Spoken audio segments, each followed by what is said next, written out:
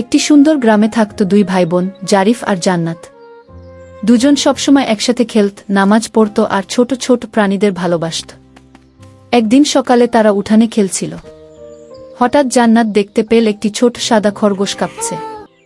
জান্নাত বলল, ভাইয়া, মনে হয় ও খুব ক্ষুধার্ত। জারিফ ঘর থেকে একটু ঘাস আর পানি এনে দিল। খরগোশটি ধীরে ধীরে খেতে লাগল। ঠিক তখন পাশের এক গরিব বৃদ্ধা রাস্তা দিয়ে যাচ্ছিলেন। তিনি খুব ক্লান্ত ছিলেন। জারিফের হাতে ছিল একটি মিষ্টি আম। সে আমটা খেতে যাচ্ছিল, কিন্তু বৃদ্ধার দিকে তাকিয়ে থেমে গেল। জান্নাত আস্তে বলল, আম্মু বলে ক্ষুধার্তকে খাবার দিলে আল্লাহ অনেক খুশি হন গো। জারিফ একটু চিন্তা করে নিজের প্রিয় আমটি বৃদ্ধাকে দিয়ে দিল। বৃদ্ধা হাসি মুখে বললেন, আল্লাহ তোমাদের অনেক ভালো রাখুক বাবাগি। এরপর হঠাৎ আকাশে হালকা বৃষ্টি শুরু হল। দুই ভাইবোন খুশি হয়ে আকাশের দিকে তাকাল।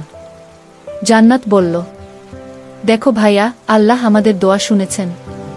শেষে দুজন হাত তুলে দোয়া করল, হে আল্লাহ, আমাদের সবসময় দয়ালু আর ভালো মানুষ বানিয়ে রাখুন গো।